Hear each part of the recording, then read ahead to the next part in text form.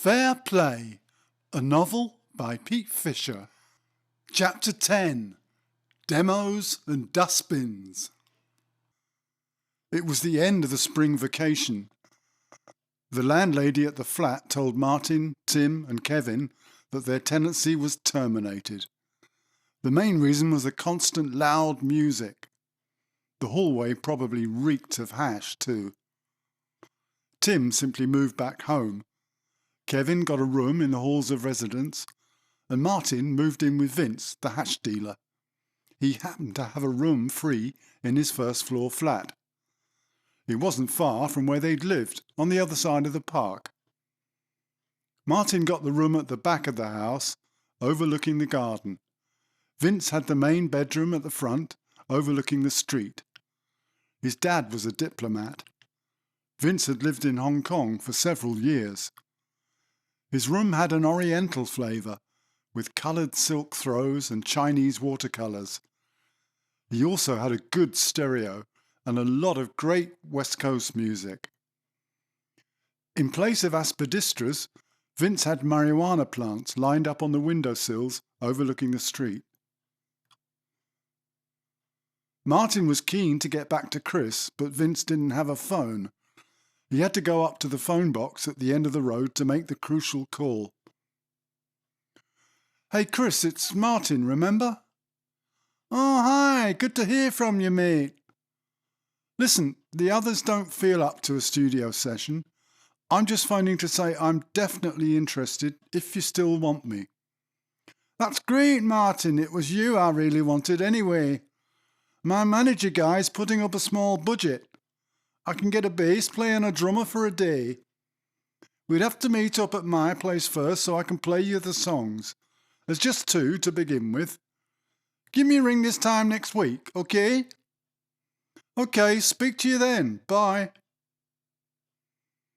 Martin went over to Chris's place a week later. Chris played him 2 of the songs he'd written. Martin liked them, even on first hearing. Chris was a really good guitarist and an even better singer. He wanted some lead guitar too. Martin hoped he could remember the songs when they went in to record. He arranged to borrow the lovely old Gibson again for the session.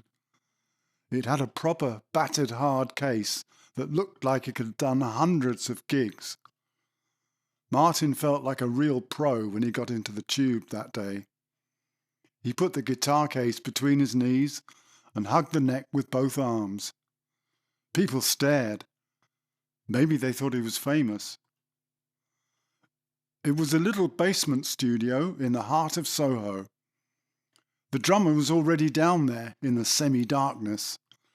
He was warming up with some percussive gymnastics that made Martin's jaw drop.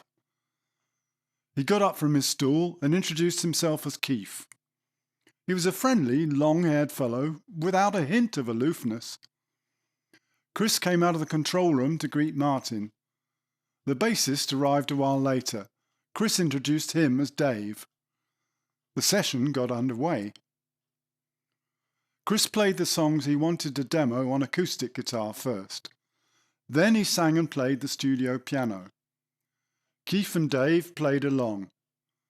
By the second time, they had the arrangements down perfectly. Martin listened in awe. The knots in his stomach increased by the minute. They put down basic drum and bass tracks first, with some rough piano and vocal as a guide. They were recorded really quickly. Now it was Martin's turn. But Martin had turned rather pale. He was really nervous.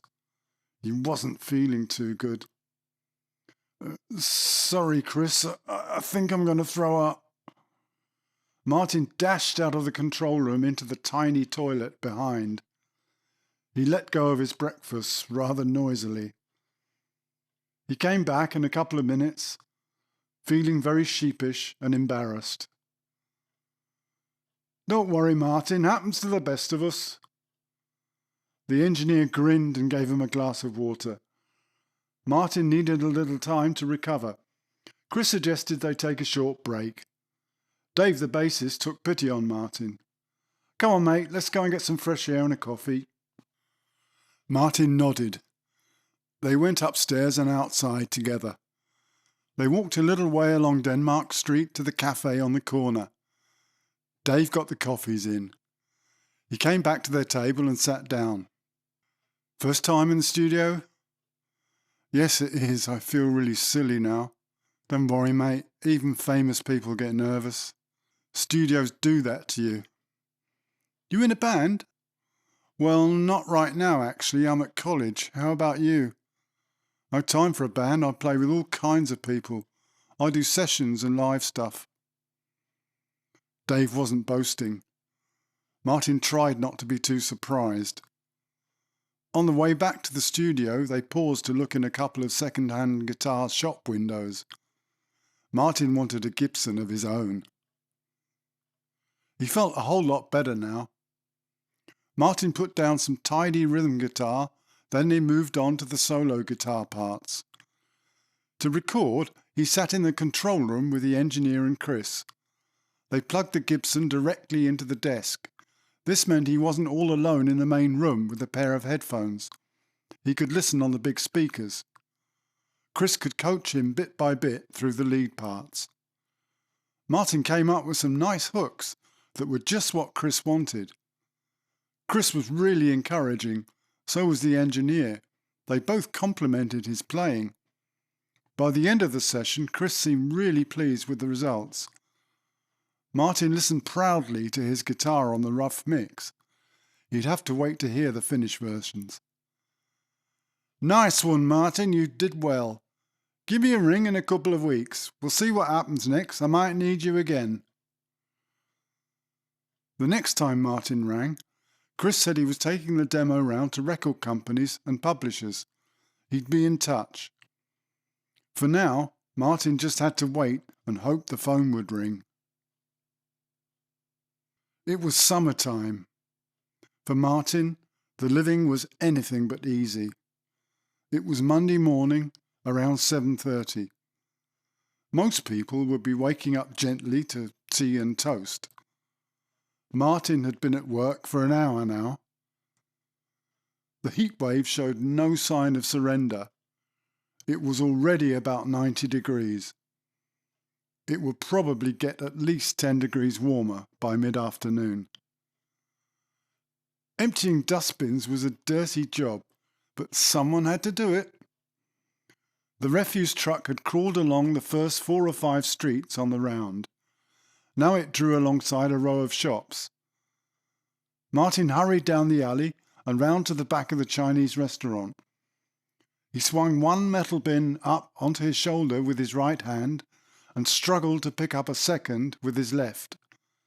He began the arduous, staggering walk to the truck. He hoped the driver would stay where he was and not make him have to run down the street to catch up. Martin felt something wet running down his t-shirt. A putrescent mixture of leftovers, sweet and sour sauce and maggots was seeping out of the bottom of the leaking bin. He stepped onto the platform at the back of the truck. He tipped in what was in the bin on his shoulder. Then he swung the second one up onto the lip of the hopper's gaping mouth. He poured its disgusting contents into the compacting shaft. With an empty bin in each hand, he ran back round the back of the Chinese. He plonked them down and put the lids back on. Then he came running back along the street behind the truck to the next houses and the next bins. The driver almost never stopped. He would crawl along constantly at walking pace. The sooner you got done, the sooner you should go home. The hot weather had made this even more urgent. They were starting at 6:30 and generally finishing around 1 p.m. Martin never had time for breakfast. By 9 a.m. he was feeling very empty. The crew always took a 15-minute break. He'd get 2 pints of ice-cold milk from the milkman. He'd always be at his float somewhere nearby. Martin would drink one straight down, then he'd drink the other one slowly, with 1 or 2 cigarettes. He'd always be utterly exhausted when he got home. He'd never done anything as hard as this before. He wore a singlet, so his arms were getting brown in the sun. He also noticed he was getting muscles. The job was filthy, no matter how careful you were. He always had to have 2 baths to get clean.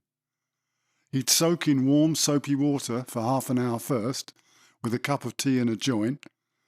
Then he'd let the dirty water out, clean the bath, and sit in fresh, warm water until he started to doze off. After that, he'd sleep on the bed with the curtains drawn for 2 or 3 hours in the heat of the afternoon. In the evening, he'd usually go to the pub that had a beer garden. He and Vince and the gang would drink a lot of very cold lager. Martin was always tired. He'd get lost in the chatter of college girls. Martin sat on one of the old wooden stumps of breakwater and looked along the sandy beach that was part of his earliest memories. Behind him was shingle, sloping up to a concrete seawall with a raised pathway along the top. It stretched about a mile in both directions along the foreshore. Martin could remember first coming here with his mum and dad when he was tiny. They'd have long walks with their lovely Labrador. She'd always put her head over next to Martin's from the back of the car. She'd breathe hot dog breath over him and dribble on his shoulder. Her still damp coat would smell salty after a swim in the sea. His dad had taken him out into deeper water here before he could swim. He couldn't touch the bottom, but his dad held him by the arms. No matter what you did on picnics here, the sand would blow into the food. Martin always came home a little pink and sore with sunburn, but tired and happy. There were other times when it rained and you had to eat your sandwiches in the car, with the dog steaming up the windows. Sally was walking along the tops of the breakwater posts. She held her arms out to keep her balance, like a tightrope walker. The wind was blowing her corkscrew curls behind her. It made her just below the knee skirt billow like a denim sail. She nearly always wore jeans. That day she had her new skirt and brown leather boots on. She wore a short, tight, black woolen jumper that revealed her slim midriff. Her thick, curly hair was light brown, parted in the middle and trimmed to shoulder length. It framed her face closely, partly hiding her blue eyes. She was very pretty, slim, and almost as tall as Martin, just the right height to kiss. Sally was from Martin's seaside hometown. He'd known her for 3 or 4 years now. Since he'd moved to London, he'd been back to catch up with a few old friends. He'd struck it off again particularly well with Sally at a party. Since then they'd written and phoned. Now he'd come down to see her for a weekend in his new car. The summer job on the bins had paid off. Martin had saved up enough to get another minivan. It had been 2 years since the crash in the green one. This one was orange. Sally loved the colour and the car. They drove around for miles that weekend. Now on Sunday afternoon, they'd ended up at Martin's favourite beach. She got down from the breakwater and sat next to him. For Martin, love seemed to be like the tide. It came in and swamped him until he could hardly breathe.